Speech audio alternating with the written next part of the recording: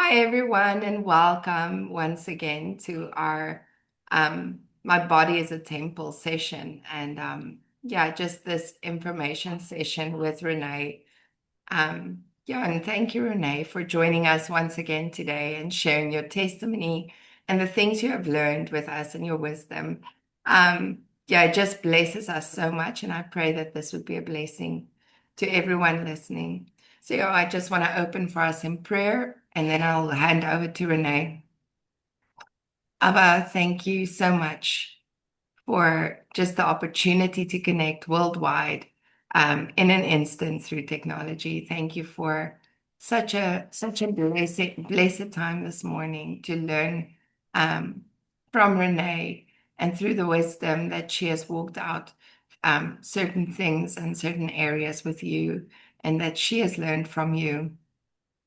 Abba, I pray that you bless this meeting to all who are gathered here and everyone who listens to it afterwards, Abba. May you bring wisdom, may you bring knowledge and insight into our health that will heal us as the bride of Yeshua and help us to be pure, holy, set apart unto you, without any spot or blemish. Abba, I pray for healing within our bodies where we are, where we have things that are causing us to just not be within that shalom that you have created our body to operate in, Abba.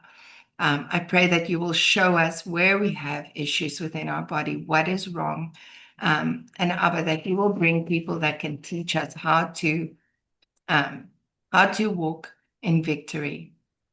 Thank you, Abba, for who you are. We just praise you and we honor you. May you be blessed. Amen. So, Renee, I'm going to hand over to you. Thank you so much for joining. Thank you so much, Michelle. Uh, just connecting with Abba again just calms everything. As I told you yesterday, I am struggling with a little bit of anemia. So I wasn't sure how I was going to feel in the moment of presentation, but I think Abba just came in and he just, he fixed things up so that we can still have this session. And I'm very excited to share this with you. May he be glorified through this session. May the wisdom that he has imparted to us and that has become part of our lives bring seeds that lead to healing. And may everyone listening just find that they have a new calm perspective on how to approach our dental health. There's an English word that I love. It's frazzled. It sort of makes me think of frizz. Like I've got a little bit of a curl in my hair, and when the weather is acting up or when it's particularly dry, it just misbehaves. And there's nothing I can do to get it to retain the form that makes it look good. And when I think of frazzled, and I think of this redhead just having all this frizzy curls everywhere, and there's nothing you could do to get it under control.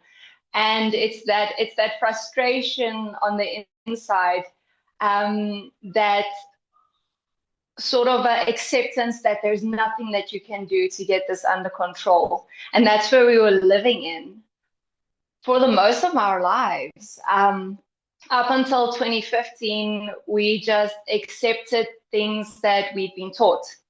I think there is so much that is imparted to you as a child, as a young adult, that it's very hard when you come to the point where you actually have to stop, do a dead stop, and make a U-turn, and have to unlearn everything that you have been taught. And it was that stage of feeling frazzled, feeling out of control, and honestly not knowing how the end results would look like, which made our journey so rocky. And I must say, I share particularly with the thought that other people don't have to go through the 10 years of sifting before they get solutions. The information, while it is relatively available, is really hard to find if you don't know what keywords to type in, if you don't know how to get around Google's filters, if you don't know what podcasts to be listening to, what doctors to trust, then it can lead to many years of disappointment and a lot of finances being spent without you actually experiencing a solution. And I'm praying that this will offer some solutions for anyone watching. And I pray that it'll bring calm in your approach and that you will just know which step to take next, because all of us have very unique situations.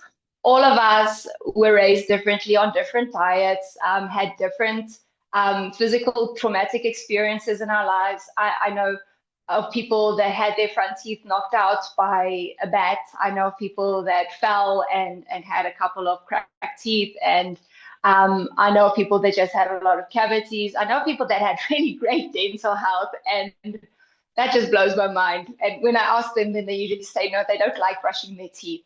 And that happened. So to me, I embrace the very diverse uniqueness of each person's experiences. And I try to approach each person's set of problems also from that place. But to be able to just calm everything and to be able to simplify everything is the heart Abba has given myself and my husband, just in a different area. So today I'm hoping we can just break that down a bit. Interestingly enough, and I'm sharing this just for interest's sake, a friend mentioned to me one day what part of the body she thinks I am, because she thinks that that the enemy targeted my teeth particularly because of what part of the body I am. And when I really started to chew on it, no pun, well, pun intended, let's make it pun intended. I realized that I have a passion to break things down for other people, like to take the hard stuff and to break it down, because it's supposed to be simple. Just because the lawyers and the doctors throw in a bunch of Latin doesn't actually mean that it's not understandable. They're just speaking a language that you don't know. Dyslexia, for instance, means that you struggle to read just in Latin.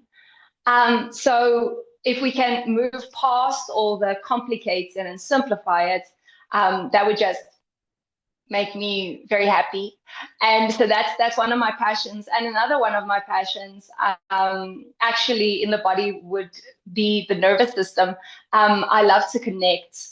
So I love to be able to connect people, connect them in their different roles. I love to be able to connect people in the community, in the kingdom. And that may be part of why particularly my teeth and my nervous system was so influenced. But I'm hoping in sharing this, you will also see that we're not doing this to gain anything other than glorifying Abba and bringing healing to everyone in the kingdom that is supposed to glean healing from this, or just be able to move forward in freedom and a better fulfillment of their purpose. So how we ended up in the place where we are today regarding the dental health practices we use started in 2015, for those who didn't see my testimony 2 weeks back. And after the diagnosis, I just realized that I don't believe that Abba made my body to attack itself. And I believe that he has a perfect design. And I think the reason I was experiencing it at that stage, I was thinking to myself, the reason I'm experiencing this is because something happened. It's not because Abba made a mistake. And so I went on this search to see what happened, where did what go wrong? And I recognized that free will always has consequences. I've never experienced in my life or seen the evidence in anyone else's life that free will's consequences are taken away. It would be a miracle if free will's consequences were taken away. But Abba allowed free will so that we could choose him, and free will has consequences. And to be able to identify where the consequences have led to destruction in our temple is a really big part of this process. It takes regular onderzoek.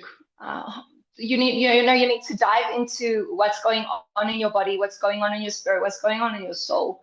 If you want to experience true healing, and you need to be willing to look at that and be willing to be open to Holy Spirit's prompting when he's trying to stop you from hurting your temple, or in any of the three areas, right?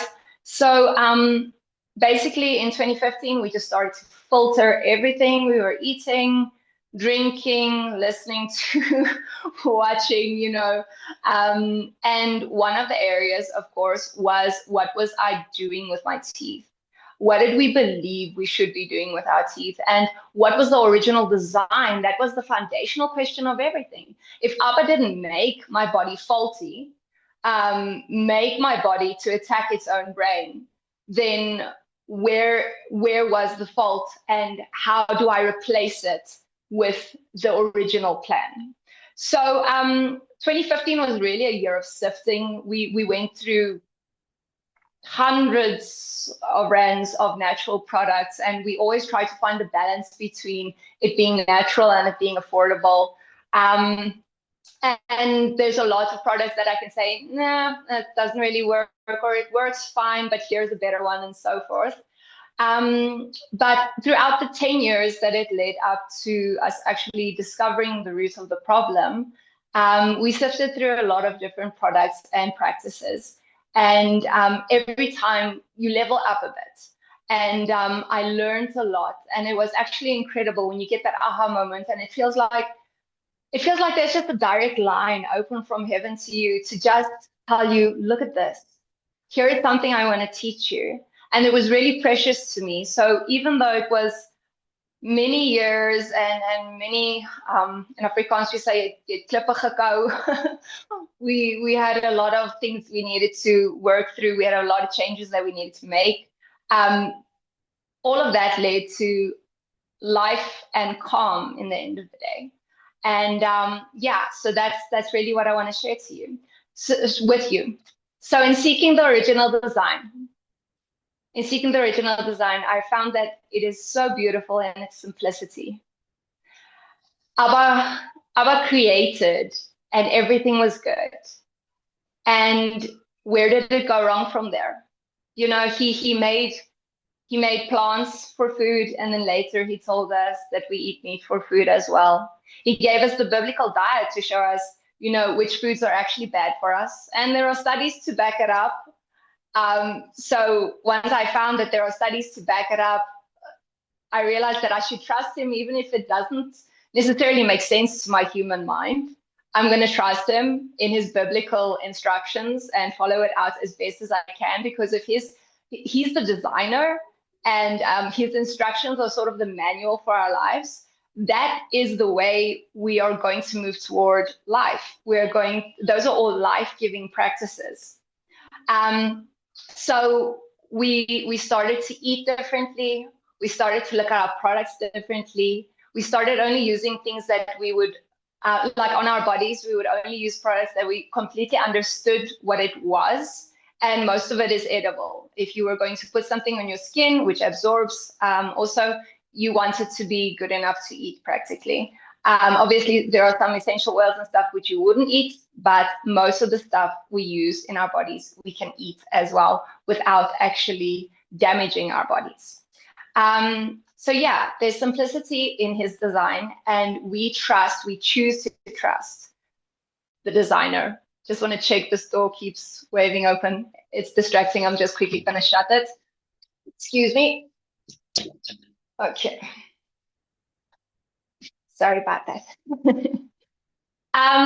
So one of the big things about having a healthy mouth is actually your diet.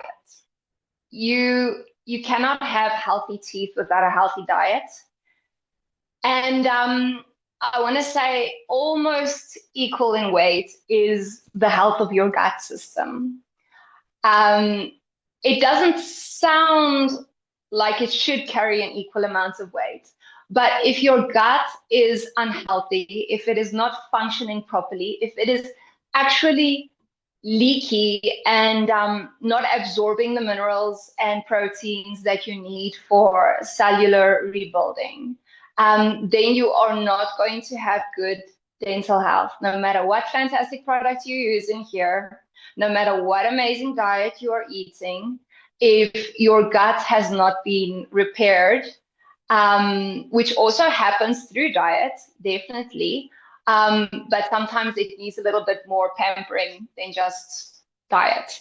And if your gut has not been repaired, then you're going to struggle to have good dental health. So regarding diet, I thought I'd just mention a couple of stuff. Basically, on the two ends of the spectrum is the completely processed foods. Let's say this is the bad side. It's processed foods, it's sugar, it's a high acidic diet, which a lot of sodas are, processed, like breads are not the bread of the Bible. The bread that we have on our shelves today are acidic, and they actually feed the bacteria in the mouth, which then go on to excrete acidic waste products, and all of this destroys the layer of enamel on your teeth.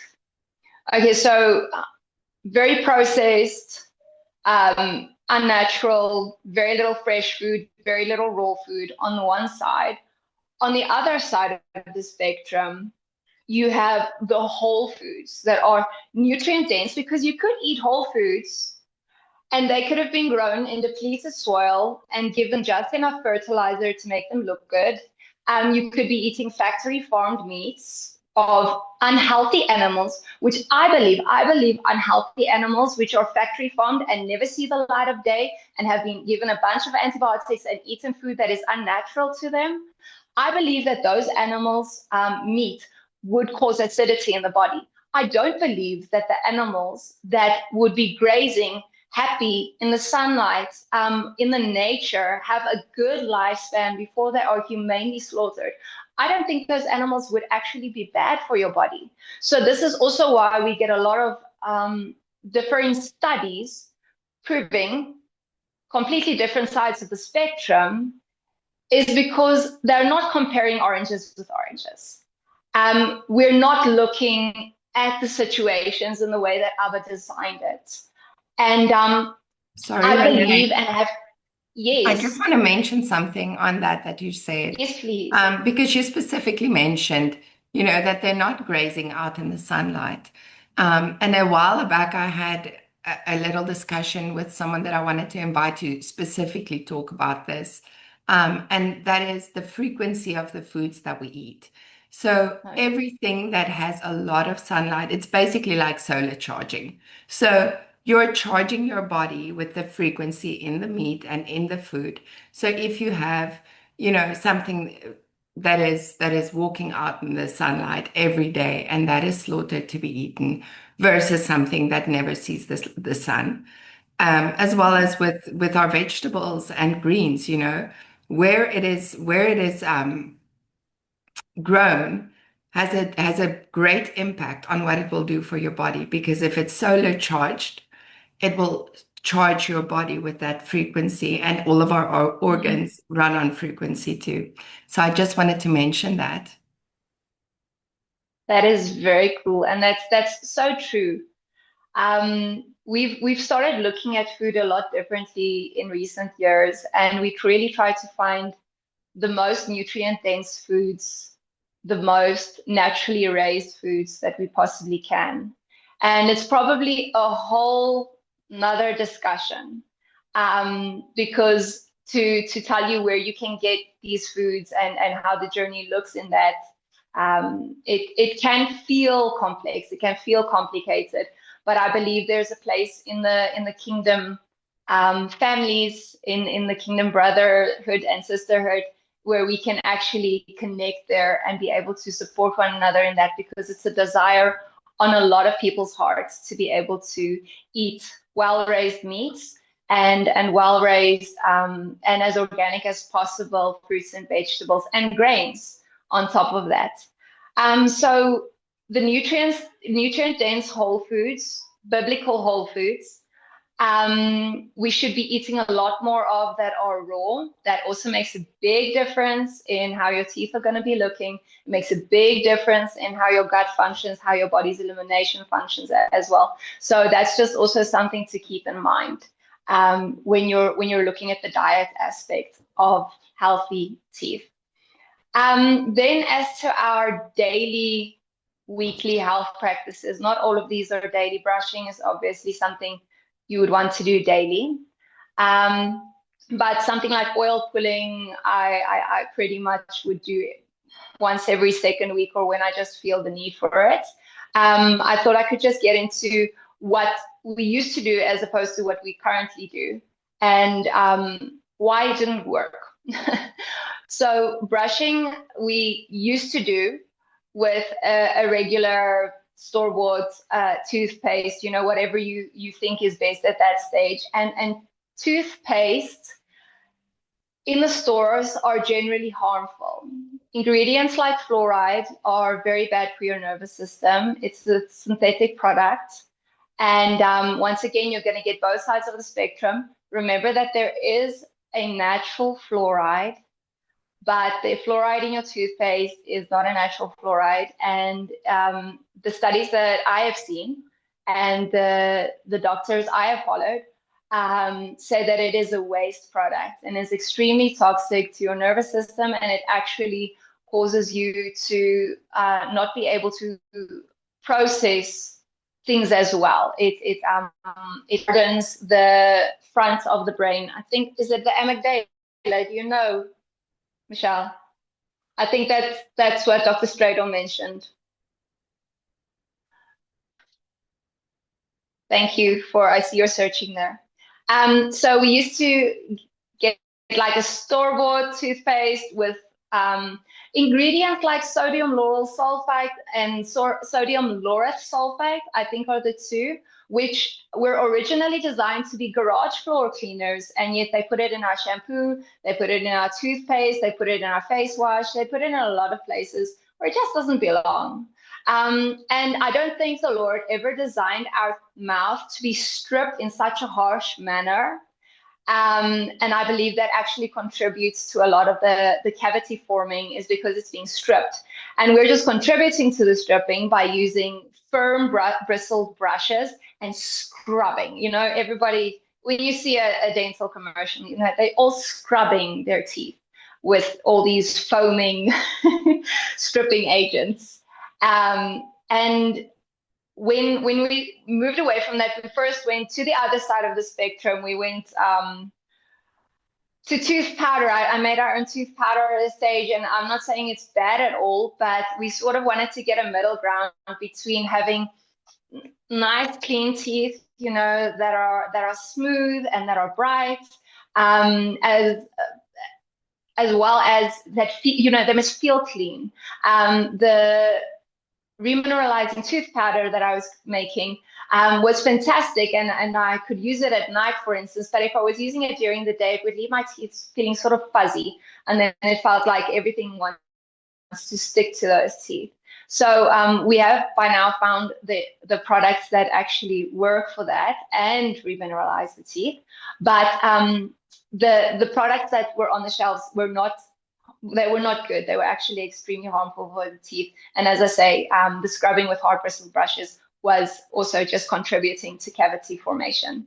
So how brushing looks for us currently, we first needed to be aware that the moment you have eaten something, the layer on top of your teeth, the layer that is supposed to help absorb the minerals from your food into the dental enamel, that layer is soft after you've eaten. It's soft for about 20 minutes after you've eaten. And that is why I am teaching my children and practice it myself that we do not brush our teeth for at least 20 minutes after we've eaten, we need to avoid brushing our teeth. So that is one of the guidelines for helping your teeth enamel stay strong. We now use soft bristle brushes, and these soft bristle brushes you can get in the natural section as well. They very often have bamboo brushes that are soft bristles, and instead of scrubbing, a dentist taught me a valuable tip, and that is to actually sweep away from the gum line. So whichever side you're brushing, you would just sweep away from the gum line. So you'd be brushing in circle motion, just sweeping away from the gum line. Because very often we introduce bacteria into the gum line with a scrubbing motion, where it's actually supposed to remain sterile, that bone environment. And that is also a very valid thing to remember with flossing as well. So basically, it's 20 minutes after you've eaten something, don't brush, and drinking something that contains any nutrients as well. Don't brush 20 minutes after eating or drinking. And then using a soft bristle brush works well. My husband still uses a medium bristle brush, but my husband has very good teeth from drinking raw farm milk his whole life and brushing less than I was taught to. And he has extremely strong teeth. He can get away with brushing with a medium bristle brush, but he also follows the other practices which we do. So I'm trusting that his teeth will remain strong even though he uses a harder brush than I do. The flossing thing was quite interesting when I started to listen to podcasts about it. Flossing isn't actually always beneficial. The reason being mostly that our teeth are more crowded very often than they should be. And then flossing can actually cause more damage than good. There is an alternative to the regular method of flossing, which is using a water pick. So it's a very high-powered squirt that a machine produces, and then it sprays the water in between the teeth, and then it dislodges the food there as well. And if you're using something like a 1% hydrogen peroxide mix, then you are also killing the bad bacteria in that area between the teeth. So you're preventing any cavities from forming there in the teeth where they sort of press up against each other. I myself can floss. My guideline for if it is a good practice for you to floss as opposed to a bad one is if you are able to wiggle the floss between your teeth without it snapping to the gum. So I'm fine with that. All my teeth I can floss without it snapping to the gum, without it causing any bleeding, without it introducing bacteria into the gum line. But if your teeth are close enough together that it snaps at any time, I would actually encourage you to rather get a water pick. You can completely move over to water pick from flossing as well. I don't think flossing with regular dental floss is necessary if you're doing something like having a water pick. But here is a little bit of a mental shift. Plaque, you know, the layer that forms on the teeth is actually not always a bad thing. You determine if it's a good or a bad thing by what you're putting in your mouth. See, if we were eating whole grains, still the natural whole grains that Abba made, if we were eating raw foods, if we were eating meat the way intended and having this varied diet, I don't believe that we had to have brushed our teeth. I believe we would have had great dental health, maybe not this super slick, shiny feeling all the time, but when we have eaten, our family have eaten a whole food diet and eaten carrots and apples raw, we found that we didn't feel that we needed to brush our teeth so often. It was when we were eating the bread and actually drinking the coffee and, you know, eating any form of processed foods even your cheese, your regular soft cheeses and stuff, that we found that it felt like it stuck to our teeth. But in general, if I was making a meat stew with whole grains and eating a lot of raw foods, we didn't feel that it is necessary that we need to brush our teeth after this. So that's just an interesting shift for me. And I needed to test it out at a stage because my teeth were actually going very, very translucent. I could see my tongue when I moved it at the front of my teeth. I could see my tongue through my teeth. And that was worrisome because when you're drinking your coffee or tea in the morning and that mug hits the front tooth, I thought, no, it's gone now for sure because it was so thin. And I did a hard reset. Thankfully, we were not in the public eye. We lived about a half an hour out of town at that stage. I just had my kids at home, and I knew that I needed to address the situation quick. So I stopped brushing my teeth in the mornings. I started drinking milk kefir. I started to just eat a lot less acidic foods, even the good ones. I mean, fermented foods are highly acidic. And if I were to eat any acidic foods, if they were to be part of my meal for some reason, I would alkalinize my mouth immediately afterwards with a bicarbonate rinse. And I just had this awareness that my mouth needs to remain alkaline and that I'm not going to remove my good plaque from my teeth because it helps to remineralize. And within 2-3 weeks, my teeth were opaque. They were like completely opaque again, just as they are now. And that showed me that your teeth really can remineralize. The damage had happened really quickly, and I'm not really sure why. I have a mouthpiece that I wear over the front of the teeth and was drinking maybe a lot of acidic stuff, but the repair could happen quickly if given the right circumstances. So yeah, avoiding the damage with brushing and flossing is a big part of it. And brushing is not as intensely necessary if you are giving teeth the right circumstances, as we have been led to believe. Because I was that girl, brushing and flossing and eating everything I thought was right, doing everything the dentist said, and I was still experiencing bad dental health. So what do they say? In the definition of insanity is doing the same thing over and over and expecting different results. It never gave the results that the dentists and the whole dental community, as well as the media, portray that it should. So we needed to do something different. And the different was seeking Abba's design. So that's really interesting. If you want to read up more about something like the dental plaque and the teeth formation, I would suggest looking at Dr. Weston A. Price's work. It's available online, and there you may be able to also glean a few images of how the children look in a community like that without having the dental practices that we have, but eating which is naturally raised, full of nutrients, full of minerals. And then you will also find this a little bit easier to grab hold of. So the toothpaste we use now, we actually have two different kinds. During the day, I use my Organi mineral-rich toothpaste. Organi is a pretty good brand.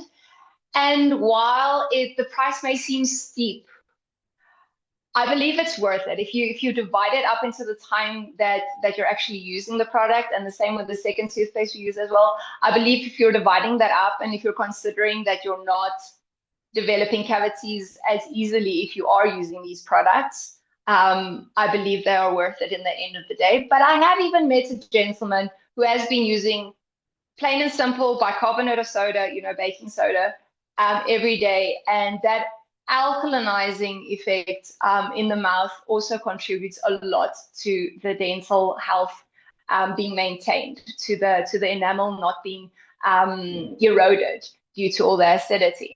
So you can look into that as well. There are many options out there, but what we've settled on, the main product is actually the second one I'm going to mention. The Organi is just my first. because in the pregnancy, I wasn't able to handle the foaminess. Toothpaste foam, even natural toothpaste generally foam. And then a friend recommended organic to me because it doesn't foam quite as much, and that worked fine for me in the pregnancy. But I like it, so I continue to use that during the day when I know that I eat and I drink regularly. But at night, and this is the main toothpaste I recommend to everyone, is a toothpaste tablet. It's about that big. You pop it in your mouth, you chew it, and there in the chewing area, you then pick it up with your wet toothbrush, and then you move it over the rest of the teeth. You brush the rest of your mouth with it. The product's name is called Bite and Brush. It is, thank you, Michelle. Bite and Brush is a product by a company named Kind Brush. They're here in South Africa. If you're not from South Africa, you can just look for a toothpaste that has the ingredient calcium hydroxyapatite in it. Calcium hydroxyapatite is a mineral which is small enough to be able to absorb into the teeth just by being in the mouth. So that is how we keep our mouths healthy, is with keeping an alkaline environment, and then having minerals in the mouth that are able to absorb into the teeth from the mouth area. From your diet as well as supplements, or how you are going to get your mouth healed from the inside of your body. And one of the food ingredients I need to mention there, it really is on the same line of thinking. It's on the same plane of thinking in my mind. That's why I'm bringing it up, as the calcium hydroxyapatite is the vitamin K2. We generally don't get enough vitamin K2 into our diets, and the most readily available vitamin K2 is actually in your fermented dairy products. So that is why when I was remineralizing my teeth, I was drinking milk kefir, because it had a lot of vitamin K2 in it, and I was supplementing with a combination of magnesium, vitamin D3, and vitamin K2. We have a local company in Potchefstroom who actually makes a supplement, and you're welcome to drop a message if you would like their information, because it's very cheap. I think it's about 60 Rand for a month's supply, and that really helped to remineralize my teeth. So calcium hydroxyapatite is a really big key to having healthy teeth, and vitamin K2 is a really big key to having healthy teeth. Vitamin D3 is beneficial, although I think getting natural sunlight is even more beneficial, but I don't think it could hurt taking it. And as always, magnesium is good to have from a food source or a supplement, because I do think most food sources are deficient, especially for women. Women need, from what I have heard and what I have read and what I've experienced, we need a lot more protein, a lot more regularly than men, and we also need a lot more magnesium, just because of all our hormone functioning, your cortisol and everything contributes very much from those nutrients. So then I've finished pretty much with the toothpaste. Would you guys like to perhaps ask some questions? I just have 2 more items on the care list before I discuss age-related care.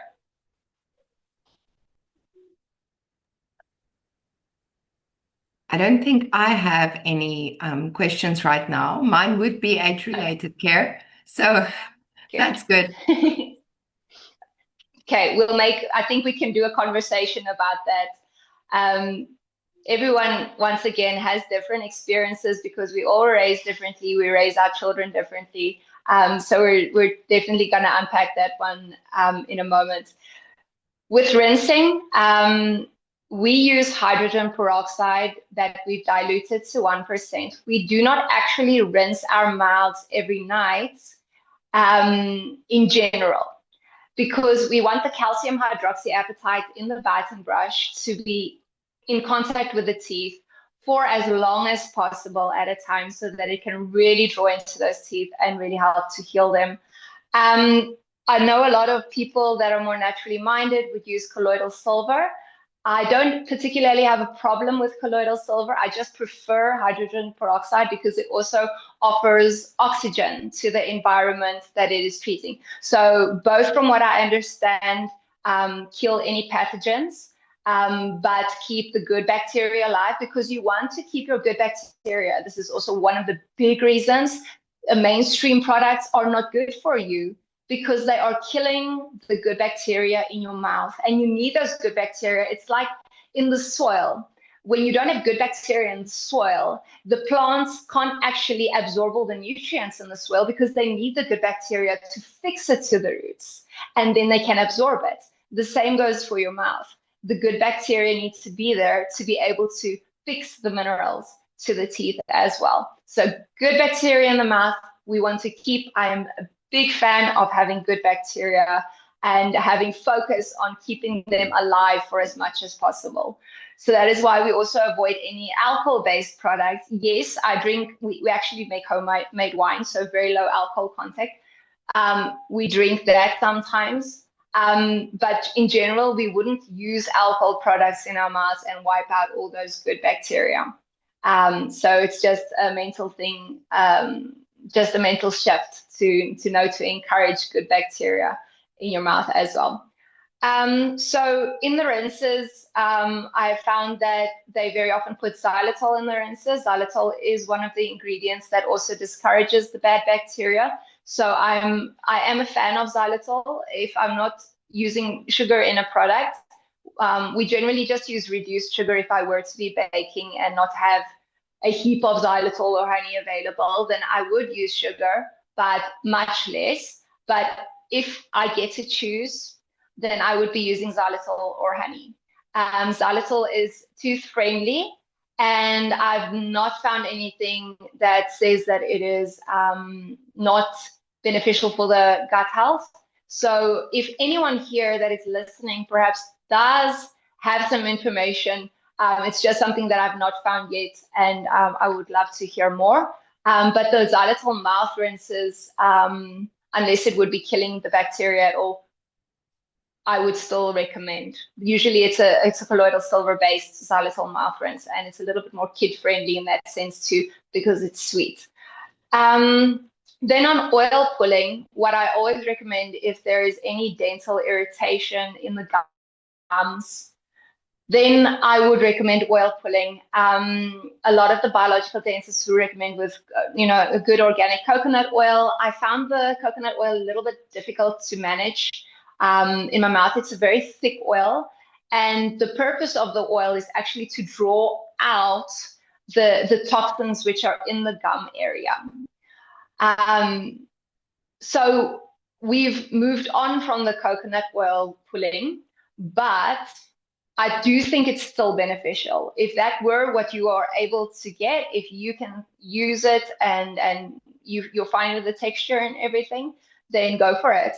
But the mix that we have made now has a double purpose, and that is that it actually brings antibacterial components to it, brings it to the gum, and we do this with essential oils. So my current mix that we use is actually an olive oil mix. I take about 90% olive oil, and then I add about 10% castor oil, because castor oil is the oil that penetrates most deeply, but castor oil is really thick, so you don't want to add too much. If you add it at all, even a little would be better than none, but just judge according to the viscosity that you find acceptable. And then we add essential oils to that. We add peppermint, we add clove. Clove is known to help tooth pain. We add myrrh, we add frankincense, and we add rosemary. So it's those 5 essential oils that we add to it. To 100 ml, the recipe I was given was to every 500 ml, you add 5 ml. So to 100 ml, you add 1 milliliter. So that's 20 drops of each essential oil. And I have found that this tastes better too in the mouth, rather than just clean coconut oil. And then what you do, you put about a tablespoon of that in your mouth, and then you would pull it through the teeth. You would sort of swish it from side to side as you would with a regular mouth rinse. It's just a little bit more difficult in the beginning because it's so thick. But as you swish it from side to side, it starts to thin out a bit. There's some saliva that gets mixed in also, and then it becomes easier. And whatever you can do, however long you can handle, is good. Don't think if you can't do 15 minutes that it's useless.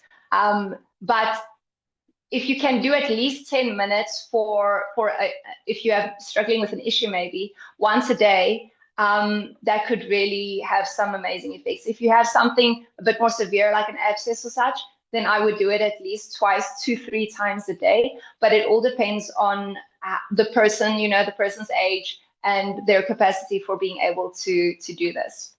Okay, so that was the last item, discussing the blend and the method. And now we can discuss a little bit more age-related care. Michelle, would you like to perhaps mention something here, Solon? Get us started, or do you want me to just jump off?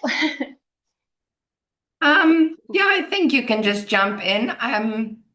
I have with my 2 boys, we have noticed some eating away at their teeth, the front teeth, and actually went to the dentist here, and she noticed that my husband has very soft teeth. She said when she uses a drill or something in my mouth, she really has to push, and with him, it's like she's drilling in butter. So we've noticed that the kids might have that same thing. So he fell when he was 1.5 years, and his front teeth were broken and both had to be pulled. And it caused the other 2, for some reason, to decay very fast.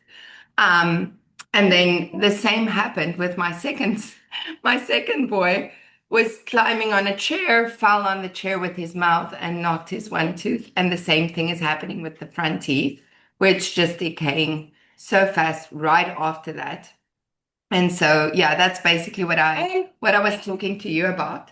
Sorry. Just wait. I get 2 tigers and a squirrel. 2 tigers and a squirrel. So okay. Yeah. Basically, I was asking you about that just because my middle boy has been getting cavities in his back teeth as well. And we went to the dentist over here, the pediatric dentist, and they want to put him under anesthetics and, a whole lot of work to be done. And the quote is like $6,000. So it's a large amount.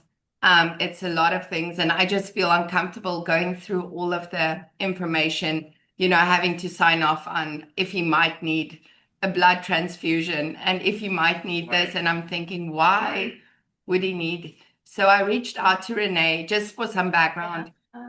And asked her about what do I do with my boy? Because I don't feel like this is the route as a mom who's concerned about, signing forms saying, you have the right to give my son a blood transfusion or, doing all of these different things. What is the other options? Because I just want my boys to be fine and, have good dental health, but then they have this little bit of a predisposition. Oh, my heart goes out to you with that. I cannot fully envision myself in that situation, but it feels like my heart would start having palpitations if I start talking about blood transfusions. What in the world would you be doing that needs a blood transfusion? So no, I can't make a joke. That's a very serious thing to be faced with if you feel so helpless in those circumstances. And what I can share with you is just basically what we've been through. I mean, I can't comment on a road that we haven't walked.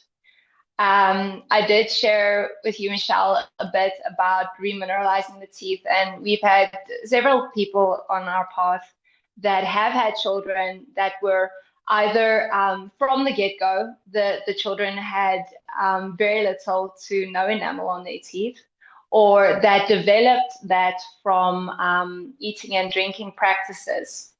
And in quite a few of the cases, the moms are also very naturally minded, and also try to avoid the medical industry as much as possible. And they also did very intensive research, also started with all the good practices. A lot of it's in line with what I've mentioned. The calcium hydroxyapatite, for instance, I think would be very good in such a case.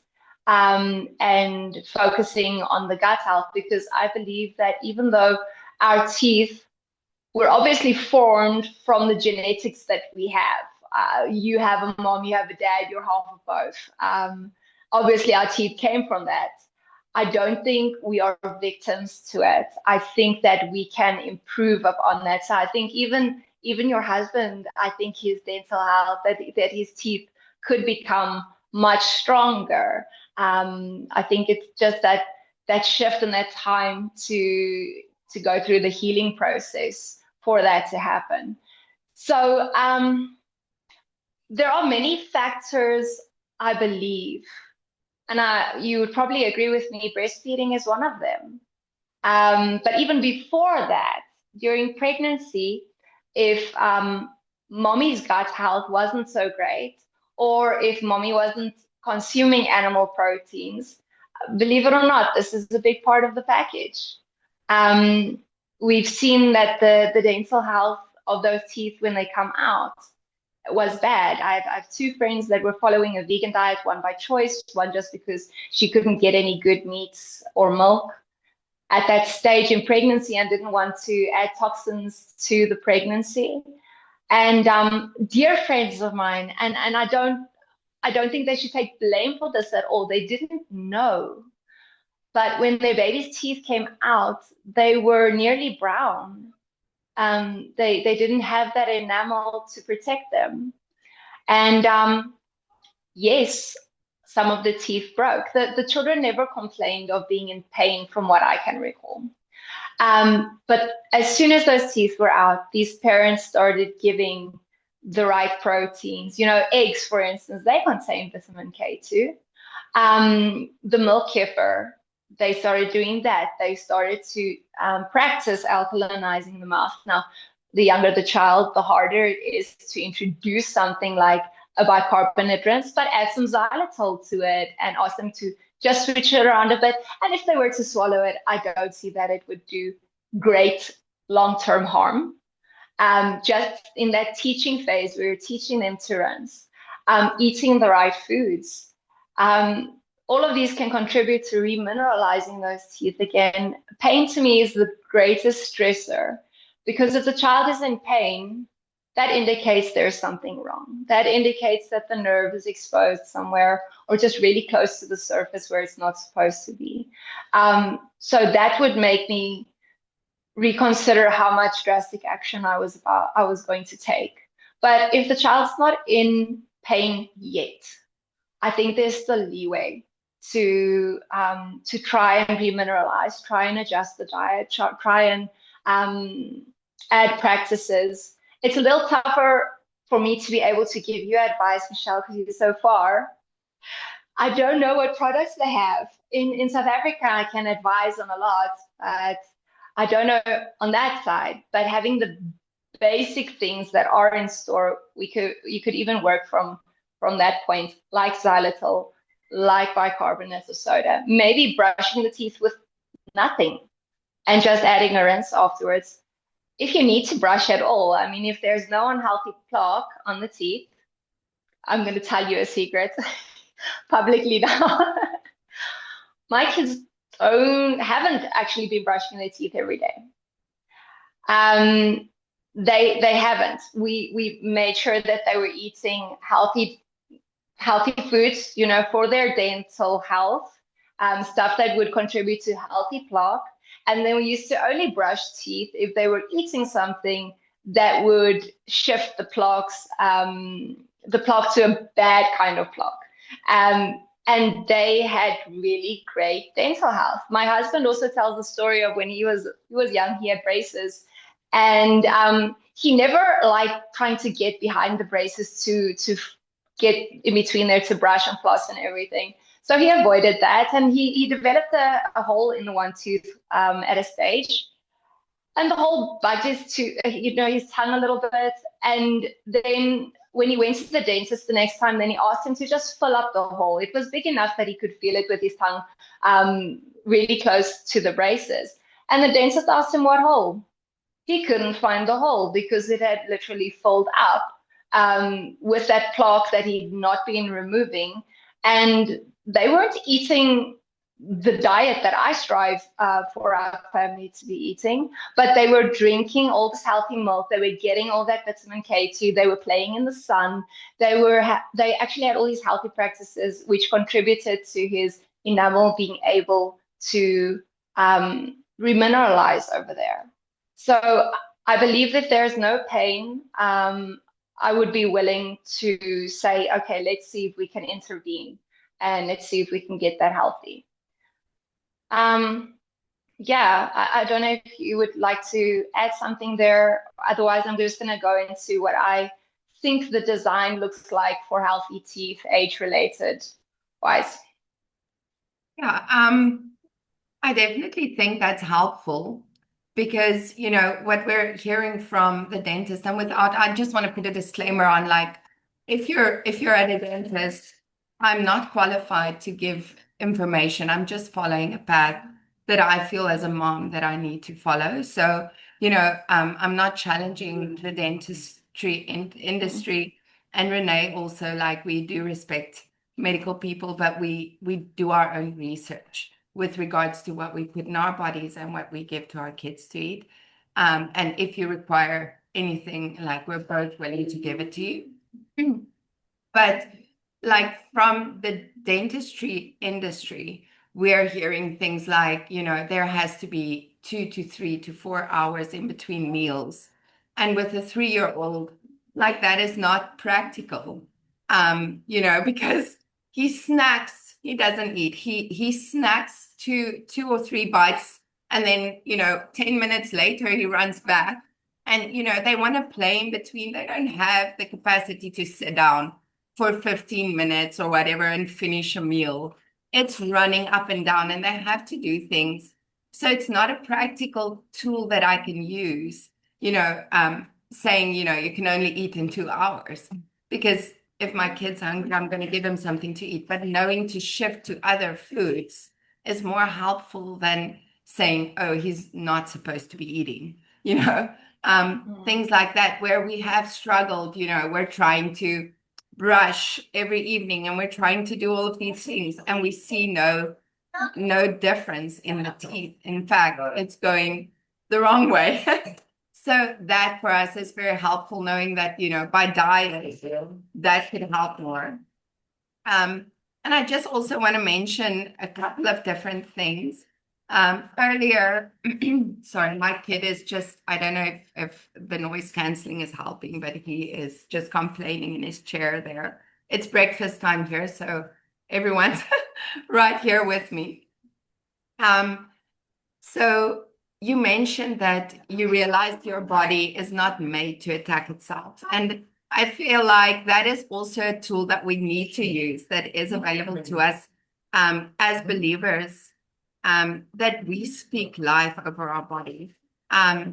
If you want to watch on our YouTube channel, we have a video that is titled, let me just check the title. It is The Frequency of Creation and the Creating Power of Words. And it just takes the word and it expresses how Abba has taught us that our words can build up or destroy.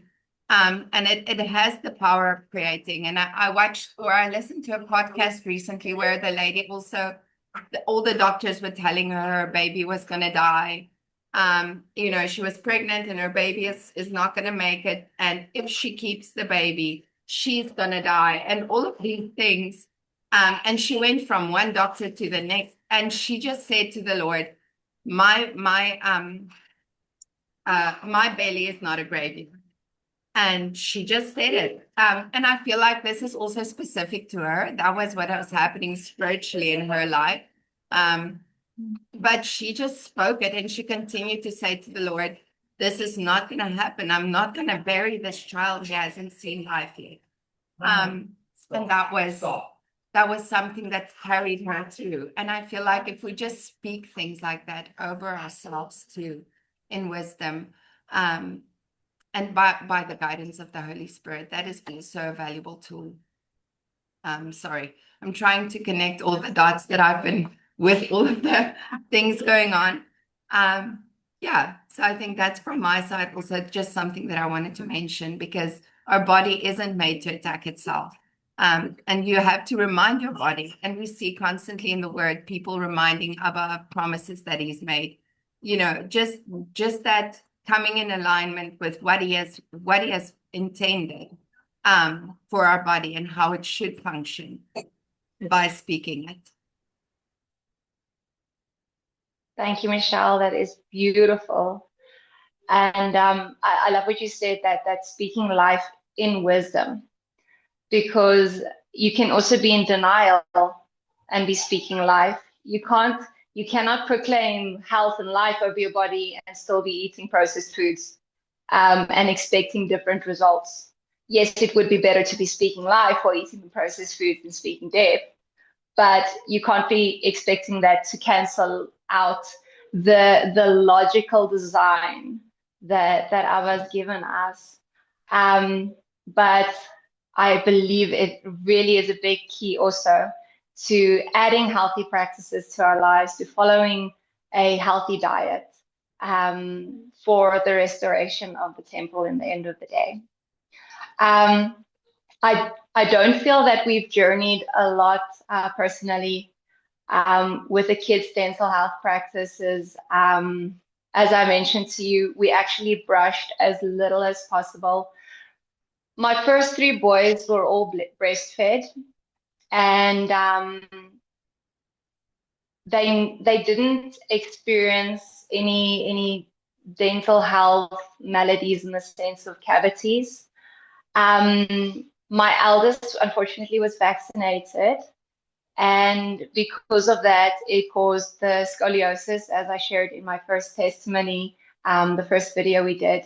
And that has caused him to clench his teeth, and that caused breakage in the teeth, which in turn actually opened up that nervous this nerves over there. So there is a dental health issue, but it was not a cavity that developed from diet. But it took a little bit of extra management as opposed to the rest of the children that I was actually able to just let things develop naturally and just focused on their diet and creating good pH in the mouth, trying to just make sure that there was nothing that was eating away at the enamel. Another big thing that we've been learning, and that's now with the eldest 2, is that we weren't eating raw foods as often as possible, and that contributed to the arch actually developing a bit too small, which causes tooth crowding. And I'm going to unpack a bit more about that next week when we're talking about things like braces. And then we need a little bit of more awareness, and that is also one of the reasons, along with a broken tooth, which we have started to address recently by letting the eldest 3 brush their teeth at night with the bite and brush mix. And I actually let them rinse with the hydrogen peroxide mix, the 1% hydrogen peroxide mix, when they've been in contact with any friends or when we've been to town, because the hydrogen peroxide also would bring down any level of bacteria or viruses that you don't want in the body. And that helps your immune system to fight them better, which is also why we are on the hydrogen peroxide train and not on the colloidal silver train so much. I just find it a lot more effective, especially if there were to be any dead tissue. It would just, I don't know if you've ever seen it, but hydrogen peroxide sort of digests any dead tissue as well.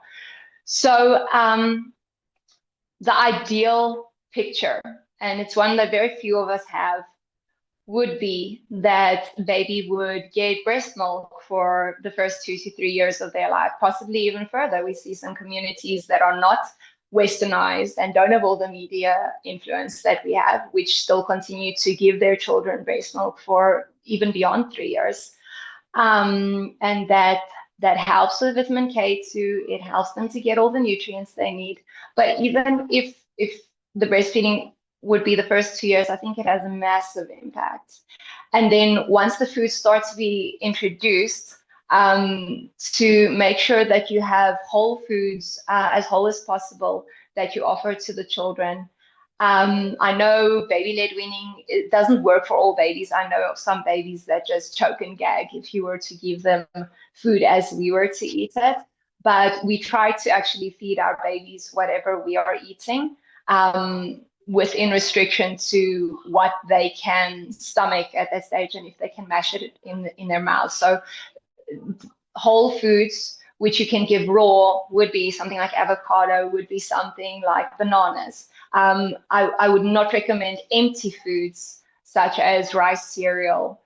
Even if you were to give oats, we give oats with a good peanut butter. I'm fairly sure this is a very this is a really big topic in the natural health world, is that we shouldn't be eating peanut butter. I have 5 boys, so almond butter is just not an option for everyone. So I've tried to find the best peanut butter of people that I trust their processes, and I trust that they would source the ingredients as fresh as possible. And I believe that if the peanuts were not stored in an improper way, if they were stored in a way that allowed them to dry, that wouldn't allow that mold to develop, because that's the big risk. I believe that peanut butter could actually be pretty healthy. So what I would do with oats, which is not a completely nutrient depleted food, but it's not the best nutrient dense food, is I would add peanut butter to that. I would add honey to that. I would add a little bit of coconut oil, or as good a butter as you can find. I would add some cinnamon to that, and some mineral salt, some really good mineral salt. And then you're actually giving nutrient-rich foods to your babies instead of the nutrient-depleted diet that is usually recommended. So the aim is to get as much nutrients in as possible, to take care of the gut, take care of the bacteria, and then teach them about brushing their teeth. But as long as you are not having damaging foods that could damage the enamel, I wouldn't say it needs to be as rigid as we've been led to believe. Once those permanent teeth start coming in, I would start using something like the bite and brush, something with calcium hydroxyapatite in, have the soft brush, teach them how to brush to maintain good enamel. And I think it could develop into really good practices for their adult life further. I think that's about it. Thank you so much. Thank you, Renee, and thank you for everyone who listened in. If you listen to this afterwards or during, and you have questions for Renee or for me, we do have a group on WhatsApp that you can join and ask questions on. I think, Renee, if you could possibly on that group post the recipes for the mouth pulling and things that you have mentioned, it might be helpful. I can also copy it into the link on the YouTube channel. So that we can make it as easy as possible for you guys. I would also recommend Hadassah Healing oils for those who can afford it. They do have mouth pulling and all of those kind of things as well that you can buy if you prefer not to make your own. And we do have those videos too from Leisha, talking about what is the diet we should follow, the biblical diet, and restoring our body. So there are 2 videos that she's done. I think the one is restoring your body, and then the other one is cleansing your body. There's a little bit more to it, but that is more or less the framework. So if you want to know about the foods that we need to eat and how to eat to restore your body back to the blueprint of, how it was made to function, there are some more information on that as well. I think over here we're not going to go too much into the diet. We'll more talk about the things about the teeth specifically. I do know Renee does have some different topics that we can dive into a little bit more, but for now we're just focusing on the dental health. So thank you everyone for tuning in, and thank you Renee for making time with 5 boys. I don't know how you do it, but yeah, it seems to work. So thank you so much. We just bless you and bless your week, and with Shabbat coming up, I hope everyone has a beautiful time resting with the family and just uh, taking in the glory of the presence of Abba over the weekend. Yeah, shalom to everyone. Shalom.